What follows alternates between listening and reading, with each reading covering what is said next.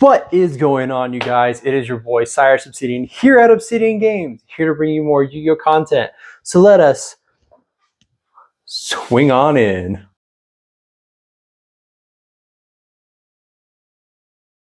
So I know I promised you that we would be bringing back some old stuff, and we will. Tonight is our Quarter Century Bonanza release celebration event at our locals, and we decided to take it back with Rescue Ace. I was so hyped when we played it last week, and honestly, I am rolling the hype into this week. I did have another deck prepared, but after some testing, I just really wanted to play Rescue Ace just a little bit more. Also, I think this deck has the highest possibility to do well.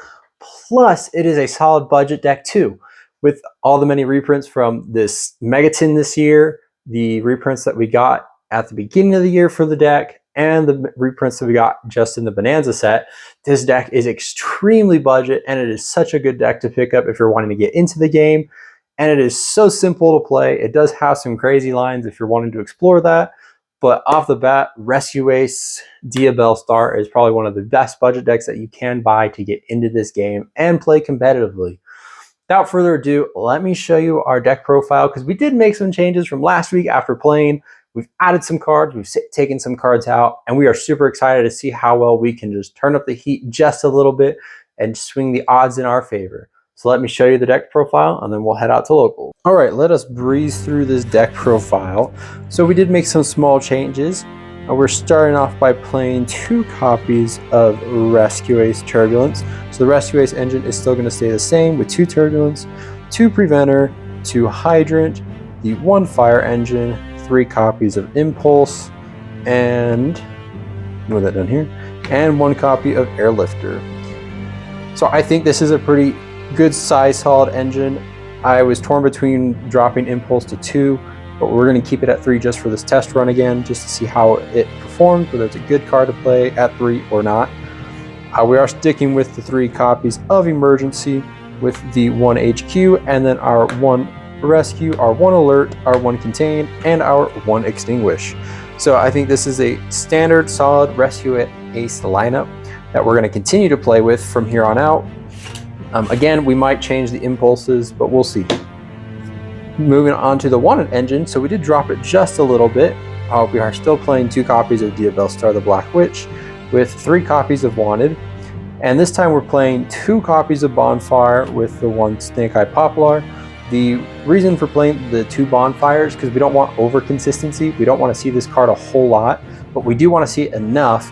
So playing it at 2, I think, is going to be our solid bet. And then we are still playing the 1 copy of the original Sinful Spoiled Snake Eye.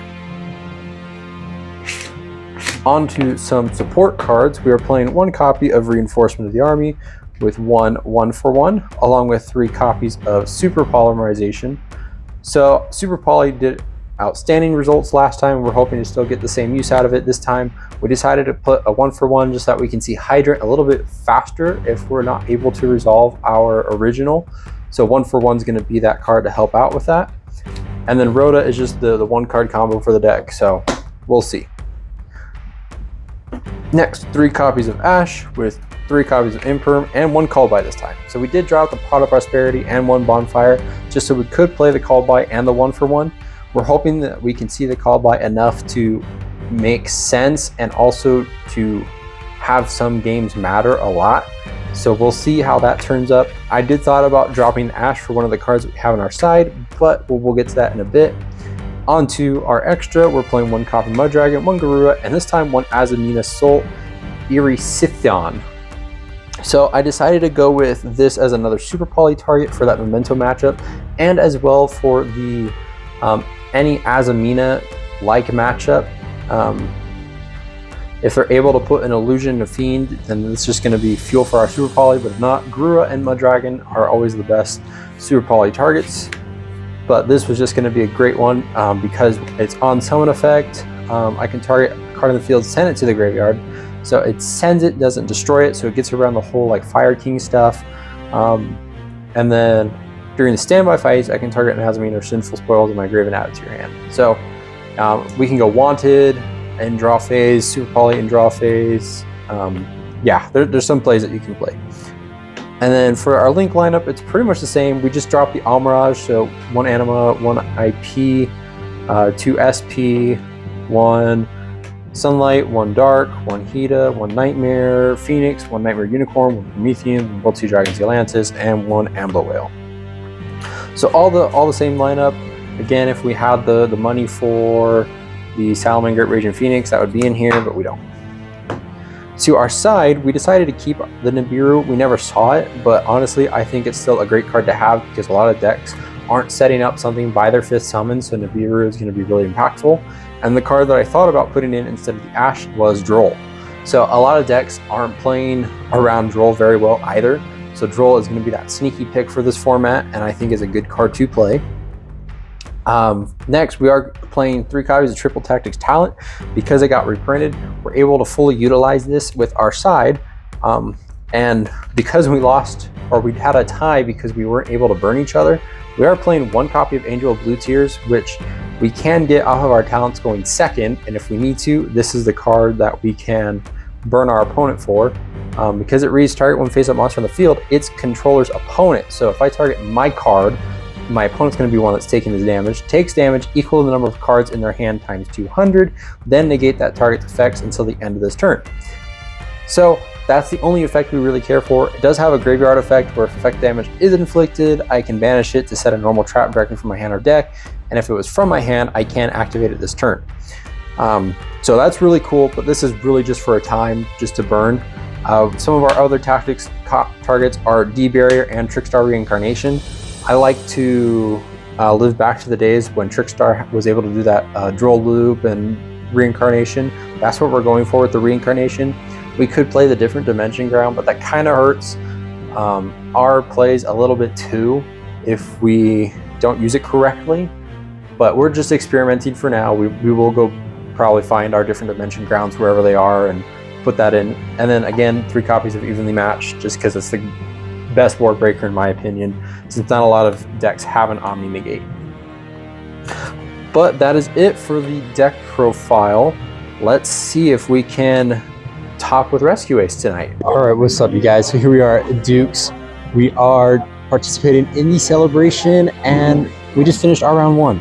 Round 1 we play against a 60 card pile branded. Didn't expect to see that tonight, but game 1 we went first. We did Rescue Ace things, set up 4 pass, with the ability for Promethean, follow-up, Ash in hand. We were good. Game 2, we sealed it by the way. Game 2, he went first. We had the Ash for his board, for his Grand Winnow, because I was not about to be puppet locked, gimmick puppet locked, and we were able to just kind of control the pace from there. We were able to just play.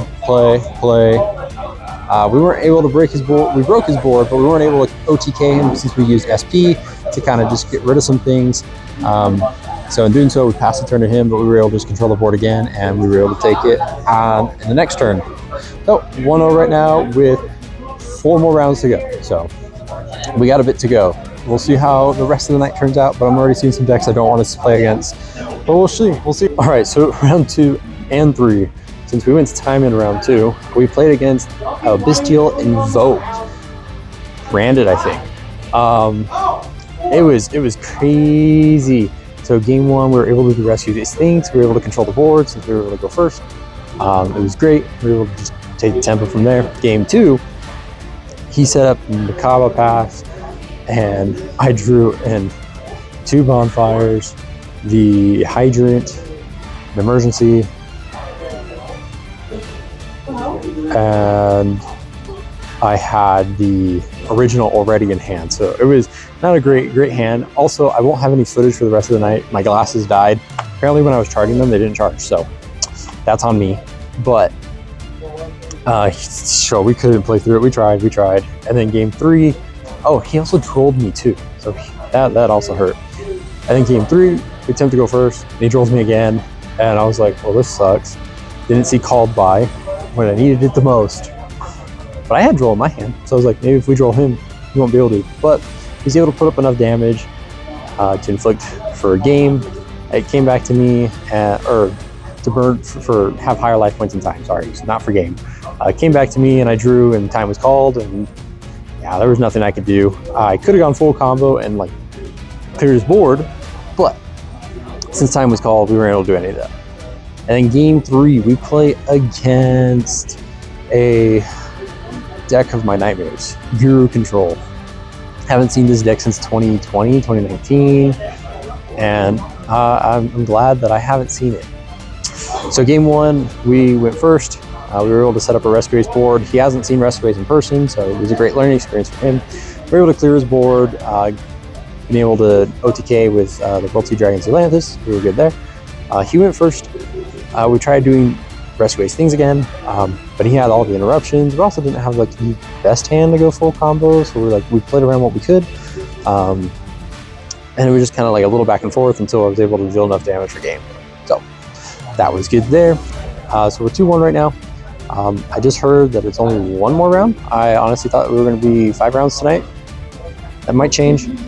I'll keep you posted, but we'll see. Hopefully, if it is just 1 more round, thank goodness, because I want to go home.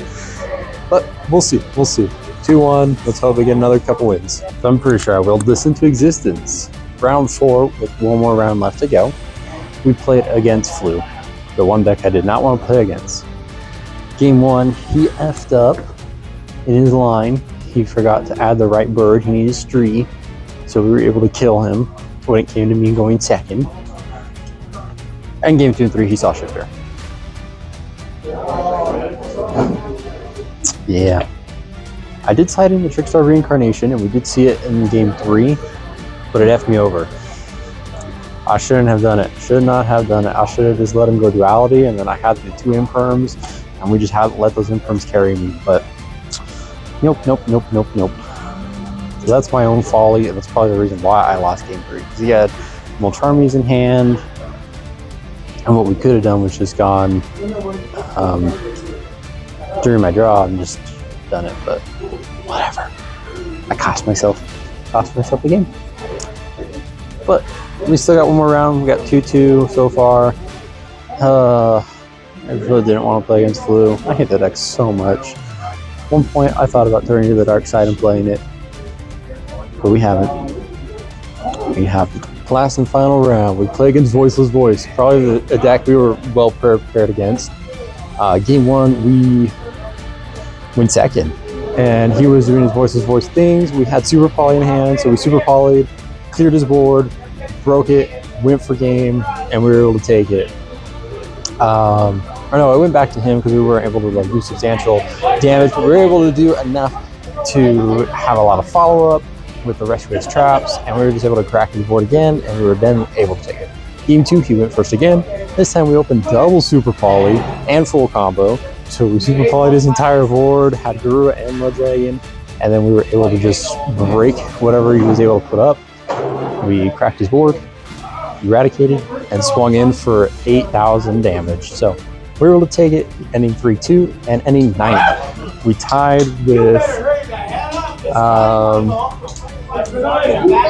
with everyone from 4th all the way to me. So we didn't make it in the cut because of tiebreakers and whatnot. So that's it for this local diaries, everyone. Let me know what you think of the deck down in the comments below. We'll pass it over to you.